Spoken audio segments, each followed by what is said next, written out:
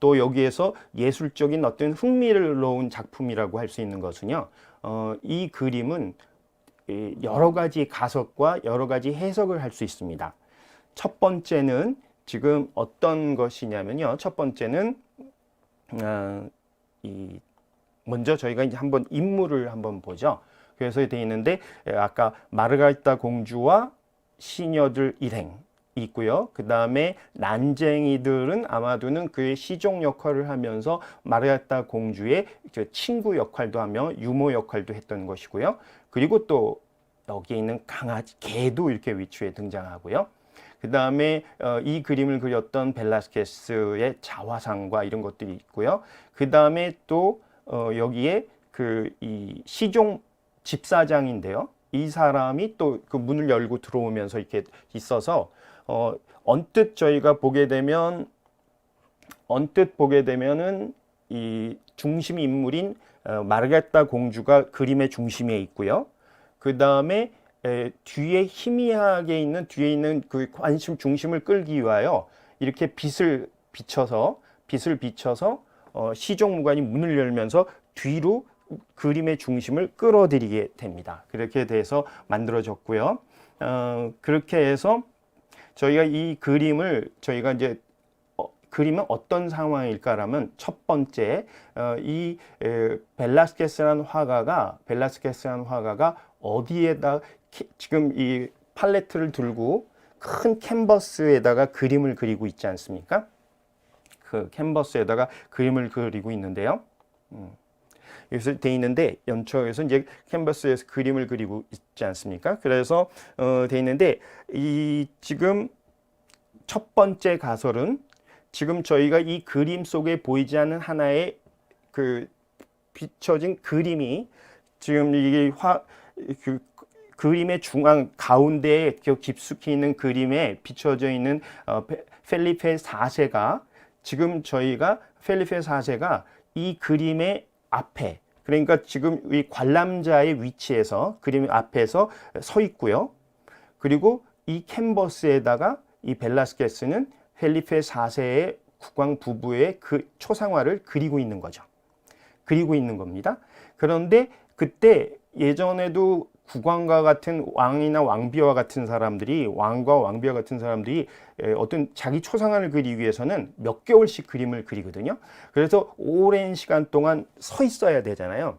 그래서 이 5살 난 외동딸 이 마르가리타 공주가 저 오랫동안 피곤해하는 왕 부부를 위로하기 위하여 시종들과 이 시녀들을 대동해서 좀 놀러 온 겁니다.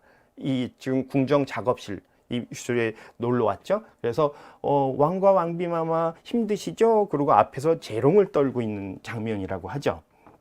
그래서 그렇게 해서 이제 이 캔버스의 그림을 그린 캔버스에 있는 모델은 펠리페 4세의 왕과 왕비의 거라는 가설이 있고요.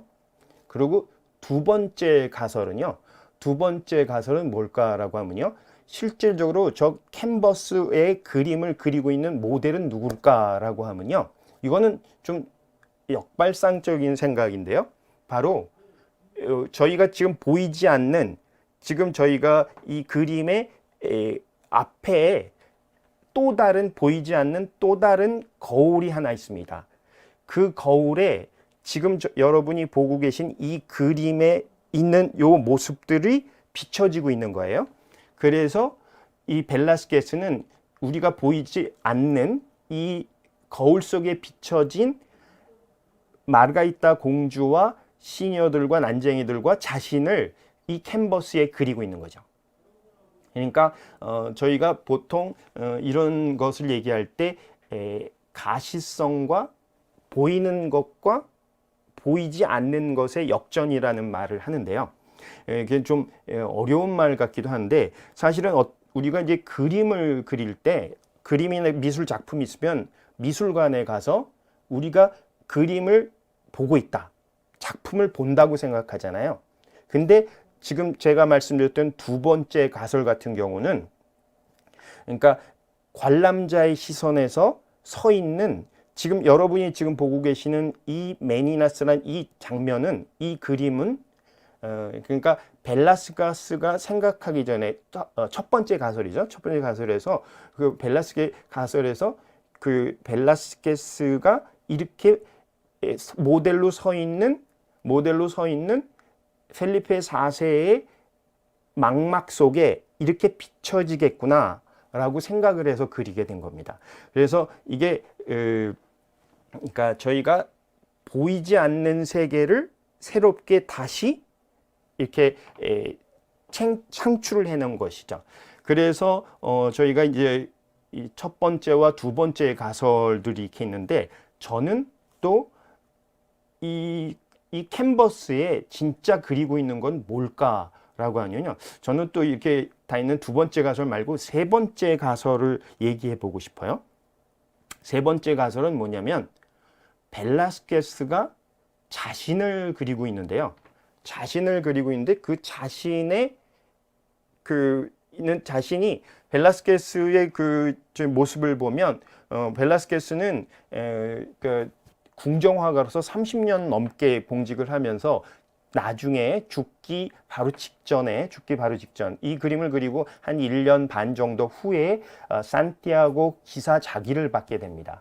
그래서 그 벨라스케스의 이 화가의 의복을 보면 거기 이제 산티아고 십자가가 이렇게 있거든요. 위쪽에 있는데 요 중에서 있는데 그래서 이제 벨라스케스는 예술인이었지만 나중에 귀족으로서 신분 상승을 했던 사람으로, 유럽 거의 최초의 그 예전에 있던 예술인과 화가들은 사실은 돈을 많이 벌고 재능이 뛰어났지만 그래도 신분적으로는 조금 낮은 예술인이었다고 생각한다면, 벨라스케스와 또 함께 벨라스케의 친구였었던 피터 폴 루벤스라는 사람들은 바로 예술인에서 화가에서부터 신분을 상승한 귀족 화가로서 등장을 했는데요. 그래서 자신의 모습들을 이렇게 왕과 왕 부부와 함께 동등하게 자신의 초상화를 그린다는 생각을 하게 된 거죠. 그래서 캔버스에 있는 진짜 주인공은 벨라스케스지 않나 하는 생각이 들기도 합니다. 그래서 이렇게 지금 여기 설명을 해보면요, 그래서 맨 처음에는 이 마르가리타 공주와 그 일행들이 주인공인 것처럼 보였고요. 그 다음에 두 번째는 벨라스케스가 바라다 보이는 시선과 관객과 펠리페 4세 사이에 있는 사람들의 모습들로 보였었는데, 그런데 이것을 전부 이렇게 개념을 바꾸면서, 그런데 저희가 나중에 이런 여러 가지 가설과 해석들은 많이 이렇게 다 나중에 되게 되거든요. 그렇지만 이제 그 벨라스케의 위대성이라는 건 지금 이렇게 보면 그러니까 저는 진짜 주인공은 이 그림을 바라보는 우리 자신이라고 생각을 합니다. 그러니까 여러분들 지금 여기 이 방송을 보시는 우리 더기 피텐과 아모르 스페인의 시청자들은 에게 이 지금부터 한 370년 전쯤 이 벨라스케스는 선물하고 싶었던 거예요. 그래서 자기 그림을 봐주는 자기를 봐주는 이런 관람자들, 우리들의 망막 속으로 들어가서 이렇게 시선을 우리가 이렇게 모든 그림이나 사물을 볼 때 우리는 이게 사물이 비춰지는 건 이 망막 속으로 투영돼 가지고 이것이 다시 거꾸로 나오게 되는 거잖아요.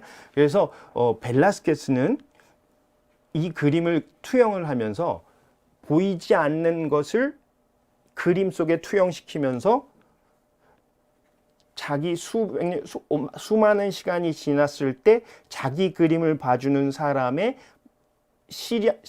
망막 속의 시선 안으로 들어가서 그거에 이 그림을 봐주고 싶다는 굉장히 좀 새로운 개념의 이 그림을 그렸다고 합니다. 그래서 여기에 저는 이 그림을 이렇게 보면서 진짜 주인공은 바로 이 그림을 현재 보고 있는 우리 관람자다, 우리 자신이다 라는 생각을 하게 됩니다. 그래서 이렇게 한번